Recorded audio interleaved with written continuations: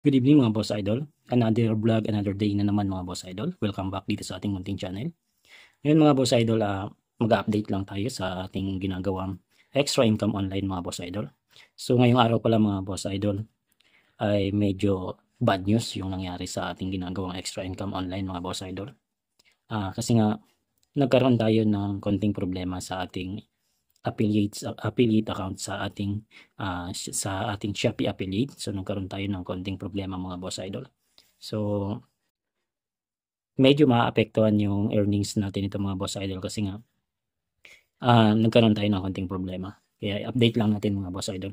Pero kung bago ka pa lang mga boss idol na padaan ka dito sa aking munting channel, huwag mo pong kalimutan na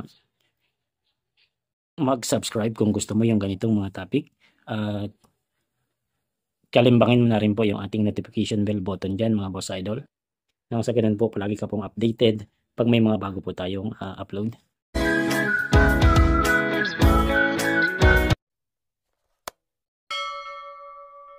So yun nga mga boss idol, nagkaroon po tayo ng violation.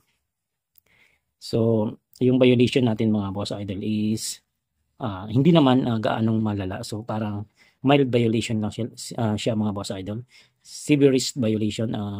Nagkaroon tayo ng violation na kung tawagin ay poor streamer. So yung poor streamer mga boss idol, madaming pwedeng maging cause yan. So yung sinasabi pala natin mga boss idol na violation is live selling po natin sa Shopee, live selling po natin mga boss idol. So once po natamaan tayo ng violation of poor streamer,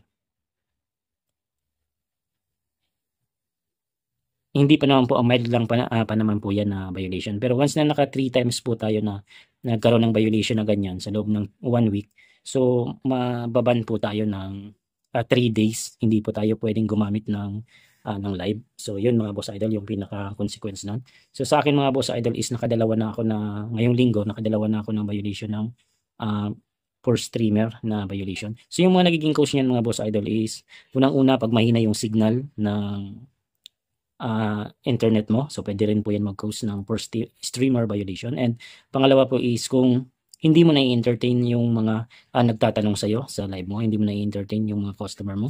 So yun mga boss idol, isa din yun sa mga nagiging cause ng poor streamer violation. And pangatlo po is pag magulo po yung setup ng live mo. So madaming kalat or basta magulo siya, hindi magandang tignan. So pwede po kang tamaan ng poor streamer violation mga boss idol. Pag messy, magulo, yung kan mo maingay, yung area mo ng pinagla-live selling, yung pwesto mo ng pag-live selling mga boss idol. So isa din po yan sa nagiging cause.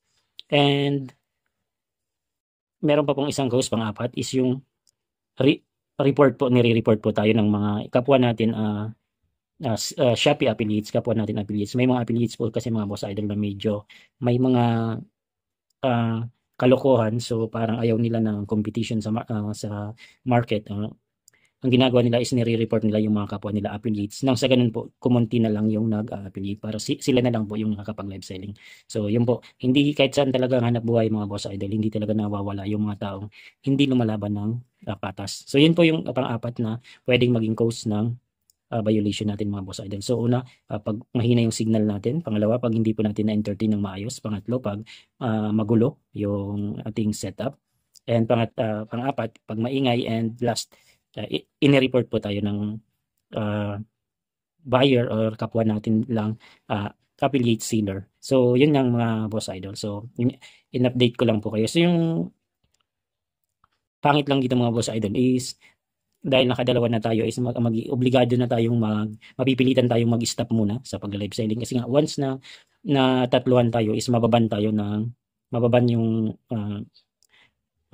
sa live selling. So mas pangit naman yun mga boss idol pag matanggalan tayo ng live selling button.